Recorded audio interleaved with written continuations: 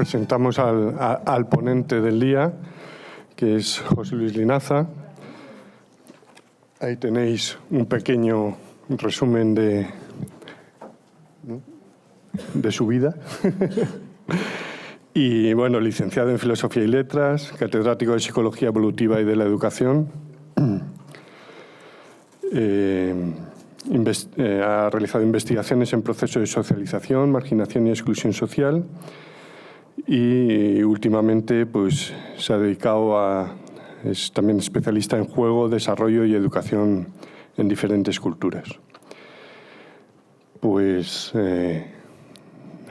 hablando y comentando, da la casualidad, ¿no? El mundo es un pañuelo y parece que conocemos a cierta gente de la Autónoma que está muy en contacto con la educación y, bueno, también pertenece hace ya tiempo al mundo de las APAs, ¿no? Y parece que, o sea, está en consonancia con nosotros. Bueno, pues nada más y... Bueno, buenos días.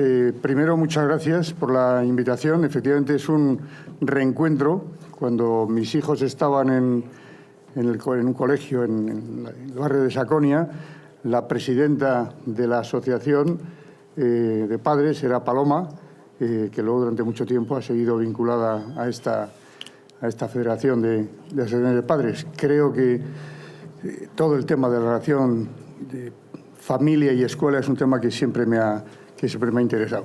Yo había pensado hablar del derecho a la educación y el derecho al ocio en la infancia, porque efectivamente desde hace ya mucho tiempo me interesa mucho el juego infantil y me interesa porque creo que tiene que ver con el concepto que tenemos de lo que es educar y porque explica, me parece a mí, o nos hace plantear muchos problemas que son problemas educativos importantes. Vete pasando si quieres.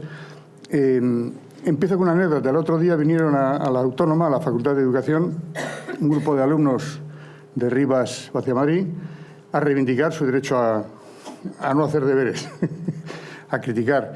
Y entonces, bueno, pues yo hice una pregunta, más bien porque el decano me metió el micrófono en la boca y les pregunté. Ellos estaban diciendo que, claro, que los deberes les impiden tener más tiempo de relación con los padres. Y entonces les pregunté, oye, ¿y los videojuegos también nos quitan tiempo? Y bueno, la pregunta me contestaron 6 o 7, cada rato había otro que volvía a contestar. Básicamente su argumento fue, eso es tiempo de ocio y en el ocio nosotros podemos hacer lo que queramos. En realidad, ellos no lo saben, pero yo llevo años trabajando sobre el tema de los videojuegos, que es otra manifestación del juego en nuestra cultura tecnológica, y tengo un alumno de doctorado chino que es un videojugador empedernido. En realidad, la historia de los videojuegos es la historia de su vida, porque su padre le regaló un videojuego cuando tenía 3 años, y la historia que él cuenta es la historia de los cambios tecnológicos que han marcado las distintas fases de la historia de los videojuegos. Entonces, a él le pone, le enerva cada vez que oye decir que los videojuegos aíslan, porque él tiene amigos en los 5 continentes a los que ha conocido jugando a videojuegos. O sea que, y en algún momento espero que su tesis le permita argumentar efectivamente que los videojuegos son otra manifestación más del juego, que es, como voy a decir ahora, uno de los aspectos más importantes. Bueno, el marco que yo propongo para reflexión tiene varios puntos de partida. Uno, entender lo que es la inmadurez en la evolución de las especies. Los seres humanos tenemos la infancia más larga, los primates tenemos una infancia muy larga, y esa infancia, esa inmadurez tan prolongada, solo es viable biológicamente porque alguien nos alimenta, nos cuida, nos protege, nos quiere. Sin eso no podría haber sido factible que cada vez los seres humanos nazcamos tan sin terminar, tan dependientes durante tanto tiempo. Tengo un antiguo alumno que era profesor en San Andrews, Juan Carlos Gómez Crespo, que dice que la inmadurez es en realidad una estrategia. El desarrollo es una estrategia en la evolución. Nosotros podemos hemos llegado a controlar el planeta precisamente porque cuando nacemos no sabemos nada, tenemos que aprenderlo todo. Entonces, esa inmadurez lleva a dos tipos de relaciones que son esenciales entre el ser humano. Una, asimétrica, que es la que los adultos tenemos con niños muy pequeños, donde nosotros decidimos qué comen, cuándo, cómo se visten, cómo se llaman. Esa relación de dependencia es muy importante, pero hay también unas relaciones más simétricas, que es la relación entre los iguales. Y de esa relación entre los iguales, hace muchos años, Piaget planteó, es de donde surge la capacidad para generar sociedades democráticas. Los seres humanos solo somos viables como organismos biológicos si alguien nos cuida. Para que nos cuiden tenemos que vivir en sociedades, en grupos. Las sociedades tienen siempre una cultura. Entonces, el medio natural de los seres humanos es un medio cultural. Los osos panda tienen un medio que es el bosque de bambú. Si desaparece el bambú, desaparece el oso panda. Los seres humanos tenemos como medio natural la cultura y por eso hemos colonizado el planeta. Bueno, quizá lo más peculiar es que no solo tenemos que aprender, es que tenemos que construir las herramientas con las que aprendemos. Y dos ejemplos clarísimos son el lenguaje y el razonamiento. La característica de los seres humanos es la inteligencia, pero esa inteligencia, evidentemente, no la tenemos en el momento de nacer. Lo que tenemos es unos reflejos y a partir de esos reflejos vamos construyendo las mismas herramientas con las que conocemos. Somos la única especie que enseña. Y enseñar, hay muchas especies que aprenden no solo de los resultados de lo que hacen, sino pueden aprender en cabeza ajena, viendo lo que otros hacen. Pero los humanos somos los únicos que diseñamos situaciones específicamente para que otros aprendan. Y eso lo hacemos de una manera natural, muy compleja y muy eficaz en todas las culturas y en todos los tiempos. La educación es más amplia que la escuela. La escuela es un invento relativamente tardío en la historia de la humanidad. Y bueno, planteo que el juego es una necesidad por esa inmadurez, es una actitud ante la realidad. Es peculiar que en el segundo año de vida, cuando apenas empezamos a aprender palabras y conceptos, y cuando empiezo a entender que esto es un bolígrafo, algo para pintar, al mismo tiempo soy capaz de inventarme que esto puede ser un avión. Esa capacidad para generar mundos de conocimiento distintos, el mundo real y el mundo ficticio, es peculiar, empieza muy pronto en nuestras vidas y constituye lo que Brunner llama la capacidad para generar mundos posibles. Y esos mundos posibles, que son el arte, que es la imaginación, que es el juego, hacen que algún día queramos llevar a la realidad parte de esos mundos posibles. Por eso es tan importante. Él plantea incluso algo, dice, es que son, desde el punto de vista epistemológico, una cosa es el conocimiento en el mundo real y otra cosa es el conocimiento en ese mundo de ficción. Las cosas en el mundo real son como son, pero en el mundo de ficción, pues vale que ahora esto es un río, y si es un río tú tienes que actuar como si fuera un río, aunque evidentemente no te vas a mojar. Pero entrar en esa ficción es algo muy complejo y muy, muy valioso. La vinculación del juego con la creatividad, bueno, subrayo que cada vez hablamos más de que no sabemos cómo va a ser, y cada vez es más impredecible el futuro, la situación en la que vamos a vivir. Entonces, ¿cómo voy a pretender yo enseñarle a mis alumnos lo que tienen que saber para un mundo que ni siquiera sé cómo va a ser? Lo fundamental, entonces, es que el objetivo de la educación es generar capacidades de comunicación, razonamiento, interacción social, que les permita identificar, analizar y resolver problemas que ni siquiera yo puedo saber cómo van a ser. Bueno, ahí repito un poco las cosas, la biología, el conocimiento y la cultura. El medio es la cultura, la inteligencia es fundamental, tanto para entender el mundo físico como el mundo social. El mundo físico, los objetos existen a medida que hay sujetos que lo conocen. Para nosotros esto es una botella, pero para una rata pues es un objeto peculiar que no puede entender que es una botella. Los conocimientos tienen que ver con aquellas categorías previas que nos permiten analizar partes de la realidad. Eso en el mundo físico es más fácil porque los objetos son inertes y, por tanto, la objetividad, que no existe, la objetividad la construimos, es más fácil porque nuestras acciones las puede repetir alguien y comprobar que las propiedades de los objetos son las que son. En el mundo de las ciencias sociales, en el mundo social, eso es difícil porque además de objetos somos sujetos. Entonces, si me preguntan qué voy a votar en las próximas elecciones, yo me planteo qué efecto va a tener que me haga esa pregunta y decido si te contesto bien o mal, y por eso se equivocan continuamente. Es decir, los objetos sociales somos a la vez sujetos y, por tanto, esa interacción es mucho más compleja y la construcción del conocimiento es más difícil. La objetividad en las ciencias sociales es más compleja, precisamente porque hay una intersubjetividad que está siempre presente. Ciencia y tecnología dependemos, evidentemente, de ese conocimiento. Yo digo continuamente, imaginemos Madrid 3 semanas sin electricidad. Nuestra vida cotidiana cambiaría radicalmente. O sea, no funcionarían los móviles, los ordenadores, los cajeros, el metro.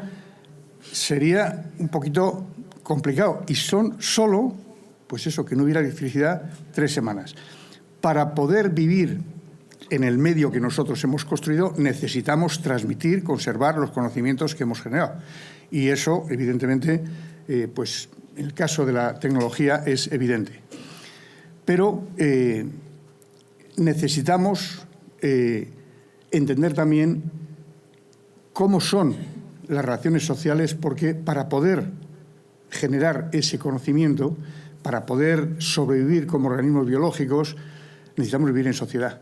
Y, por tanto, ese conocimiento social forma parte importante también de la educación. Por eso digo que la educación es previa a la escuela y hay educación más allá de la escuela también. La escuela es un invento reciente, tiene que ver con la revolución industrial, cuando se plantea que todos somos iguales, pero en nuestras vidas personales esas relaciones de igualdad existen sobre todo en la infancia. Y por eso, de adultos, cuando nos reencontramos con nuestros amigos, recordamos cuando todos éramos iguales, jugábamos juntos. Los niños, después de una vacación larga, se están deseando volver a la escuela. Y yo les pregunto a los maestros, ¿y por qué quieren volver? No, sí, porque quieren ver a sus amigos. No porque estén buscando... Bueno, pues es que eso es verdad. Una parte importante de la escuela tiene que ver con esas relaciones más simétricas. Bueno, por ahí he visto que relacionábamos el tema de los deberes con concepciones de la educación. Yo aquí reivindico la educación activa frente a la educación memorística. La escuela es un movimiento, esto es un invento reciente. Antes, ¿a quién se educaba? Pues a los que iban a tener una función importante en la sociedad, sea los egipcios o los incas o las diferentes monarquías europeas.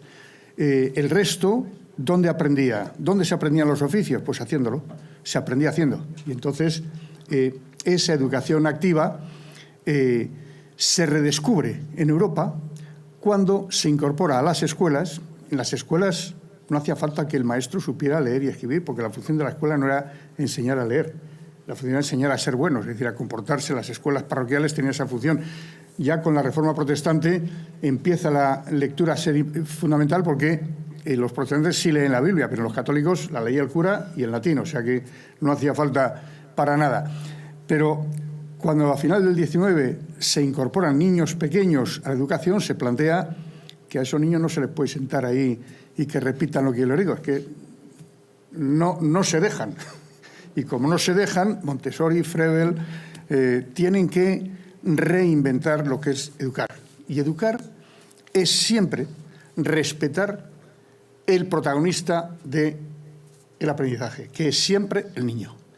Eso no quiere decir que los adultos no tengamos una función. Los adultos generamos el espacio en el que eso se pueda producir. Pero la función del educador no es, porque no hay forma de meter un conocimiento ya hecho en una mente vacía. Primero, no hay mente vacía. Y segundo, no es verdad, como pensaban los enciclopedistas y la Ilustración, que el conocimiento pueda, es decir, la distribución de las aulas magnas, etcétera, tiene siempre esa idea detrás de que el conocimiento está aquí y va a pasar ahí. Mentira, eso no pasa nunca así. El conocimiento se construye desde el pueblo que está aprendiendo. Y los educadores y los padres aprendemos mucho cuando participamos en esos procesos de enseñanza. Y si yo no aprendo cuando estoy enseñando, si yo aquí hoy no aprendo nada, entonces tampoco soy capaz de enseñar nada. Porque o encontramos un punto en el que compartimos intereses, o si no, no hay forma. Yo tengo clarísimo que la parte más dura de mi trabajo como profesor es conseguir que las preguntas sean de mis alumnos, no mías. A ellos, ¿qué les importa lo que a mí me ha preocupado? O consigo que les suponga un reto entender cómo se pasa de bebé a adulto, o si no, pierdo el tiempo y lo pierden ellos. ¿Qué más me da que me repitan en un examen lo que dijo Piaget o Freud o quien sea? No me vale para nada. Se les va a olvidar en 3... y sobre todo no les va a servir para entender mejor ni el mundo, ni a ellos mismos, ni a los otros. O el conocimiento es algo que se incorpora a nuestra capacidad para analizar la realidad, o no sirve de nada. Bueno, digo que la educación infantil mostró que no era tan fácil reducir a los sujetos. No se ha inventado todavía el síndrome de la hiperactividad y el déficit de atención, que es, como sabemos, un invento falso de quien lo hizo, pero que las compañías farmacéuticas han descubierto una fuente de ingresos tremenda, drogando a millones de niños para que se estén quietos ahí en la silla, es decir, para que dejen de ser niños. Los niños son activos, pero ahora eso le llamamos hiperactivos, porque se mueven más que un adulto, evidentemente. Bueno, relaciones entre educación, juego y trabajo. Se suele contraponer el juego al trabajo. ¿Y por qué? Pues porque efectivamente solo podemos hablar de juego en la medida en que existen conductas serias. El juego no lo es todo en la vida, ni siquiera en la infancia. El juego es una actitud ante la realidad. Yo abro un cajón para buscar un objeto. Si lo encuentro, lo extraigo y cierro el cajón y ya está. Y si no está, lo mismo. Compruebo que no está, cierro. ¿Qué hace un niño o una niña pequeño? Abre, cierra. ¿Qué está haciendo? Está jugando con el cajón. No tiene una meta. Lo que está disfrutando es la acción de poder abrir y cerrar, o la acción de desplazarse. El juego es siempre una conducta vuelta sobre sí misma.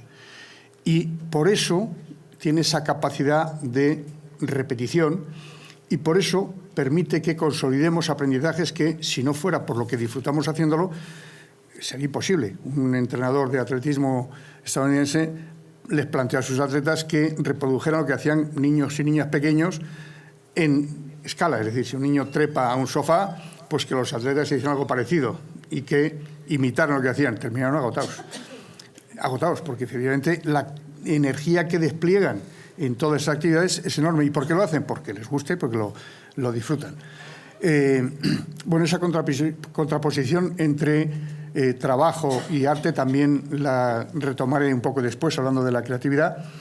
La educación obligatoria es un fenómeno relativamente nuevo, digo, a partir de la Revolución Francesa, pero incluso cuando la escuela se inventa como escuela para todos, sigue siendo una estructura muy piramidal. Es decir, el maestro es el que lo sabe todo y los otros, lo que tienen los niños, lo que tienen es que reproducir lo que dice el maestro. Eso todavía vemos que es un proceso que para niños y niñas pequeños, cuando su profesor o su profesora ha dicho algo, bueno, eso es un criterio de autoridad enorme, ¿no?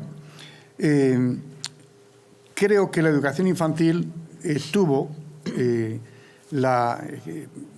descubrió que efectivamente la actividad espontánea de los niños y niñas pequeños es el juego. Y el juego es esa actitud ante la realidad donde, digo, aunque esto sea una tapadera de una olla, para mí puede ser un juego maravilloso. Y sin embargo, el juego que tú me regalas, que te ha costado muchísimo y que te parece que es maravilloso, lo que más me gusta es la caja en la que viene. Y cuando lo abro, pues me quedo con la caja y tú te quedas muy decepcionado porque con lo que me ha costado el juguete, es que para quien decide que es juguete es el niño, no el adulto. Pasamos. Bueno, vamos a pasar. Ahí lo que digo es que en el mundo social, en el mundo físico, haciendo esas cosas se aprenden muchísimo. Una breve referencia a uno de los últimos de las últimas aportaciones de la persona con la que yo he trabajado muchos años, era un psicólogo norteamericano, Jerome Bruner. Tuve la suerte de conocerle hace más de 40 años cuando él se desplazó de Harvard a Oxford, hice la tesis con él y luego hemos tenido 42 años de gran amistad, fallecido en el mes de junio de este año, con 100 años y medio, y ha sido lúcido hasta el final. En el año 2012 planteaba lo que supone desde el punto de vista epistemológico que los niños y niñas sean capaces de diferenciar entre lo que es el mundo real y el mundo de la ficción. Bueno, pues él plantea que además del pensamiento científico, donde todo se explica en función de factores que anteceden en el tiempo y en el espacio, es decir, para hacer un experimento yo tengo que manipular una serie de factores y ver las consecuencias. Y claro, es absurdo pretender que una flecha va buscando la diana. Esa no es una explicación. Pero en el mundo social, en el mundo humano, los deseos, las intenciones, los objetivos forman parte de la explicación de nuestro comportamiento. Si a mí me preguntan por mi vida, quién soy, pues depende de quién me pregunta, cuento una parte u otra de mi vida. Si estoy buscando un puesto de trabajo, pues contaré esas cosas que habéis puesto ahí al principio, que hice la tesis no sé dónde, tal. Pero si quiero compartir mi vida con alguien, no le voy a contar ese rollo. Tengo que conseguir decirle pues, cosas que pueden ser. ¿Por qué? Porque la meta es diferente. Y la meta es la que, en parte, determina qué es lo que voy a contar de lo que antecede. Bueno, en ese pensamiento narrativo, él decía, es un esfuerzo por dar sentido, por construir significados compartidos. Don Quijote no es más verdad que Sancho Panza. Claro, no es un problema de quién es verdad, sino son dos perspectivas distintas de una realidad muy compleja y esa perspectiva más amplia es la que nos permite dar sentido a muchas cosas. Bueno, eso es importante en la vida de todos los seres humanos, pero es especialmente importante cuando somos pequeños. Las narraciones constituyen una manera de estructurar la realidad. Escuela, familia y deberes escolares. Bueno, hay crítica a los deberes de niños y de padres, hay críticas de educadores y de pedagogos, hay iniciativas para reducir los deberes, hay una huelga que acaba de terminar y hay argumentos a favor y en contra. Pasa. Una pequeña referencia a Eva Belén, porque creo que ha generado efectivamente una dinámica que era necesaria. Ella dice, personalmente me ha llevado bastante tiempo ver los deberes como algo irrespetuoso. He tenido que ver sufrir a mi hijo para darme cuenta. La frustración de no encontrar soluciones a un problema que se habría resuelto con un poco de respeto y empatía me impulsó a buscar, sobre todo, el reconocimiento del problema. Es decir, lo que plantea es que nos planteemos el problema. No... Y dice, espero que todas estas firmas animen a los maestros que son respetuosos con los deberes, que mandan pocos, que respetan los fines de semana, las vacaciones, a seguir así, a seguir demostrando que con pocos deberes o sin ellos se puede conseguir mucho, que el tiempo en el aula y el trabajo docente en la escuela es lo que lleva a los niños a obtener buenos resultados y no los deberes. Bueno, aquí estos son cosas que sabemos, los países que tienen menos deberes resulta que están más... alto en el ranking de rendimiento, de calidad educativa. Pasa estas cosas como las sabido de sobra la OCDE con el tema de PISA, que a partir de un cierto momento los deberes no suponen ningún añadido en el rendimiento escolar. En contra, bueno, pues hay mucha gente que dice es un problema grave la falta de coordinación de los maestros. Cada uno manda deberes sin saber qué es lo que el otro manda. Entonces, claro, al final... Pues si no hay coordinación entre los maestros, lo que los niños reciben es, los niños son uno, no son 18 niños, uno para cada profesor. Los deberes para toda la clase, además, suponen que si alguien ya ha entendido, ¿para qué le manda? Y si no lo ha entendido, lo que va a generar es más frustración que lo repita una y otra vez.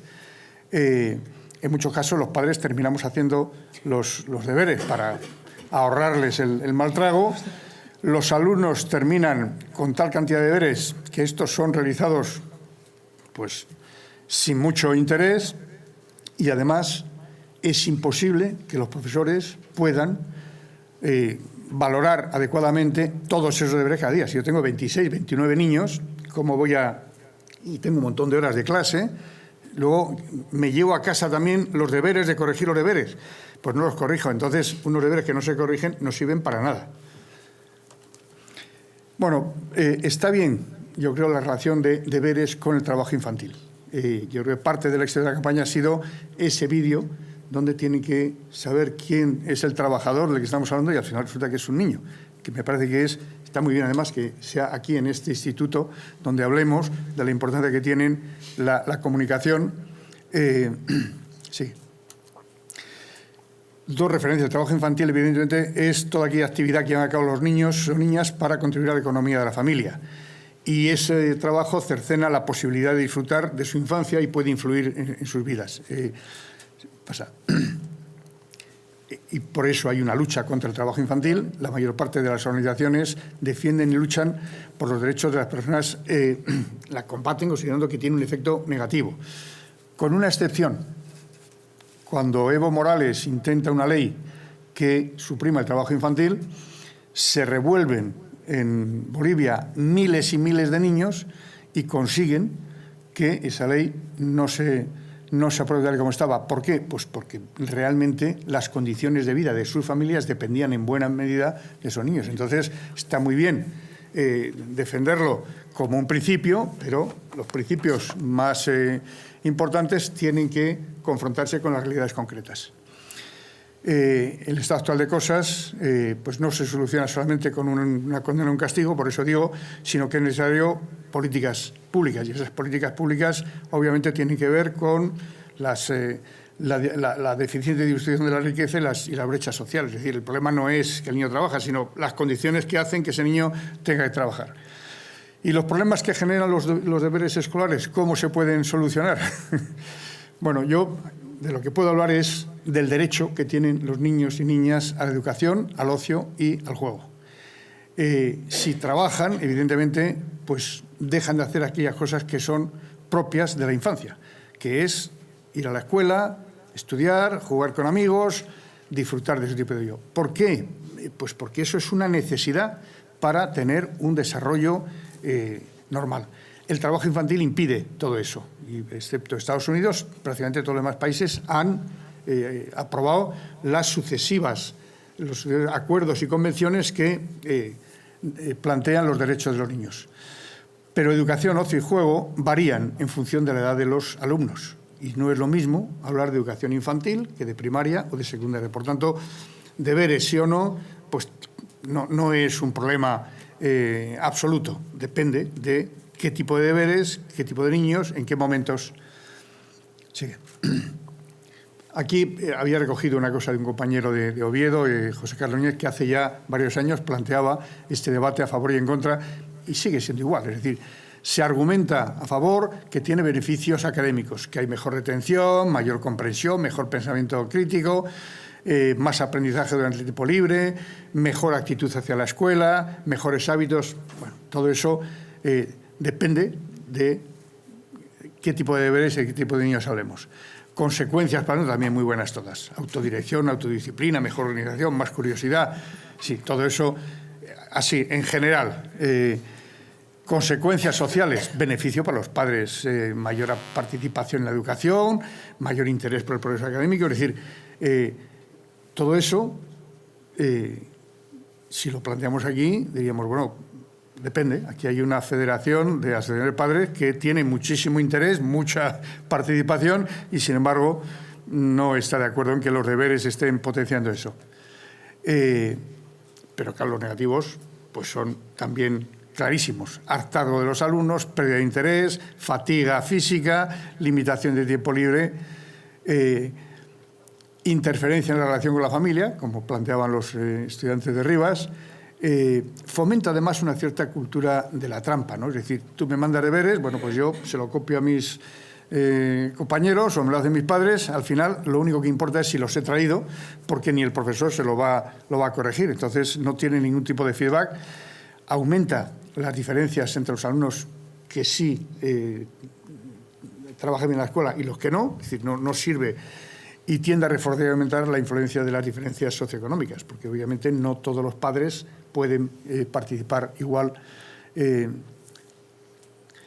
A favor de los profesores, bueno, Mario Gutiérrez, que es presidente del sector de educación del CSIF, decía que era un despropósito y una aberración y una desautorización al profesor Lahuelva. Yo, evidentemente, lo traigo aquí porque no lo comparto. Y plantea además una cosa que yo creo que es el consenso, pero que es el consenso. Una solución consensuada. Los deberes son necesarios para que el niño desarrolle su autonomía personal. Pues depende de dónde y cómo, es decir, son generalidades que creo que no ayudan a plantear el problema. Sí mantengo, ocio y juego son derechos infantiles. Y lo son porque por esa inmadurez con la que nacemos necesitamos jugar, necesitamos explorar, necesitamos divertirnos. El juego es un derecho porque es una necesidad, no es un capricho, es una necesidad. Y los adultos, las autoridades, tenemos la obligación de respetar ese derecho y de generar tiempos y espacios en los que puedan jugar y hacerse amigos. Es un derecho que tienen y una obligación nuestra.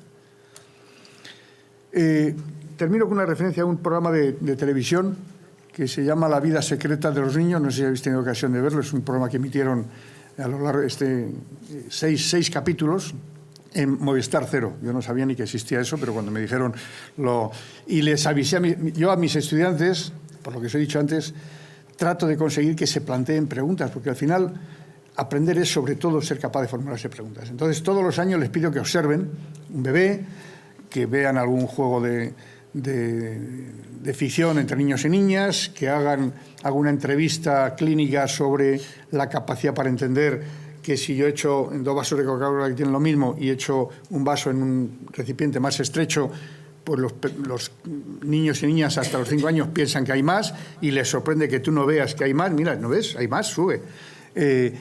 ¿Por qué? Porque esos futuros maestros piensan que es un problema de enseñarles. Bueno, pues tú enséñale, insiste en que tiene lo mismo, no lo va a entender. Luego haces con una bola de plastilina lo mismo y te vuelvo a decir que la plastilina que has hecho un churro, hay más, ¿ves? Hay más, porque llega hasta aquí, porque tiene otra forma de razonar. Y no es un problema de enseñar contenidos, es un problema de construir herramientas con las que conocemos. Bueno, pues todos los años me dicen que no pueden observar niños, porque claro, bueno, pues si no tienes una vecina, un primo, pues dile a un señor que te encuentres en el centro comercial que tienes un profesor que está mal, que quiere ver un ratito cómo... pero si eso es un delito observar. Pero ¿a qué disparate hemos llegado? Y todos los años tengo esa... Al final todos se encuentran, ven más o menos, pero claro, siempre hay una vecina y consiguen observar. Pero este año se me ocurrió, digo, pues estar atentos porque ahí hay 10 niños, 5 niños, 5 niñas, que están en una escuela infantil, les trajeron aquí a Madrid, era una especie de gran hermano con niños pequeños. Pero lo de gran hermano cuando son niños se convierte en otra cosa fascinante. Porque era una escuela, a mí además me pidieron un educador infantil, varón, para que hubiera un maestro y una maestra que estuvieran ahí apagando fuego. Es decir, en realidad los niños estaban solos la mayor parte del tiempo y solo cuando había un problema entraban. Y cada uno venía de un sitio y había uno que era cubano y otro que era marroquí. Bueno, ¿qué es lo que hacen cuando están juntos? Pues lo que hacen buena parte del tiempo, unos se excluyen, hay 2 que salen, llegan 2 nuevos, aunque sea un día o 2 días lo que llevan juntos, ya nosotros ya estábamos aquí, tú que vienes, esto es solo para uno, le dice uno, esta mesa es solo para uno, aquí no puede ser. Hay todo un tema de exclusión, de inclusión, esos que llegan nuevos, siempre hay una niña que le lleva de la mano, mira, te voy a enseñar dónde están los juguetes, o un niño que adopta al otro prácticamente y le protege, defiende. Hay un montón de conflictos, de negociaciones, de enfrentamientos, y los adultos, los educadores, lo que hacen es apagar fuego. Es decir, cuando hay situaciones que llegan a un punto donde hay que intervenir, pues intervienen, obviamente. Uno de los niños que llega tarde, que es mucho más grande que los otros, un cubano, pues lo resuelve a guantazos. ¿Y qué es lo que pasa? Pues que los otros le terminan excluyendo. Y entonces hay una imagen donde él está en el columpio diciendo, son malos, me han dejado solito, no me quieren, sufre. Entonces en ese momento entra el maestro y plantea la pequeña asamblea. ¿Alguna vez os habéis sentido? Y Todos se habían sentido alguna vez excluidos, porque mi hermano, porque mi prima, porque no sé qué. Bueno, pues así es como ahora se siente fulano y eso genera un cambio espectacular. Bueno, ¿qué he conseguido? Pues que efectivamente cada uno ha analizado medio capítulo de esa serie. Ahora todos quieren, si yo he analizado un momento en el que hay un conflicto, quiero saber cómo era cuando se conocieron, qué ha pasado en medio. En 3 semanas se convierten en amigos. Y se convierten en amigos que incluso luego se invitan. Os voy a mandar fotos de Vallecas, te invito a Barcelona, cada uno. ¿Por qué? Porque es un proceso fascinante, en muy poco tiempo. Y termina, el último capítulo es cuando llegan los padres en la despedida. Y los niños han hecho posible que los padres, que no se conocen para nada, ni terminen, evidentemente, bueno, teniendo algo en común. ¿Qué tienen en común? Pues la experiencia de sus hijos, los amigos de sus hijos, y terminan los niños diciendo, este es un colegio donde no hay que hacer fichas.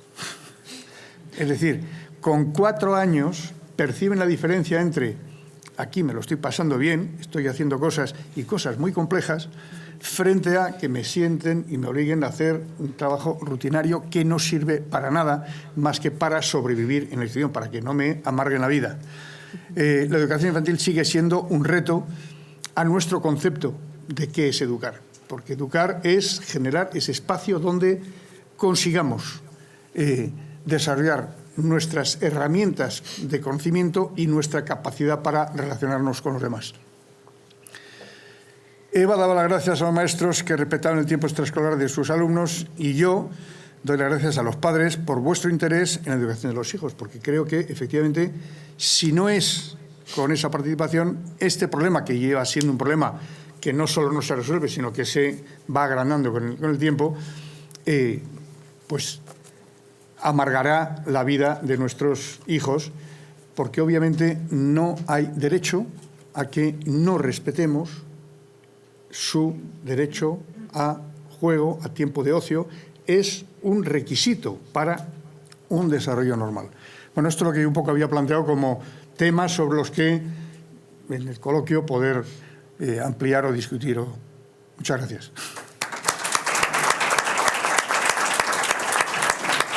Gracias.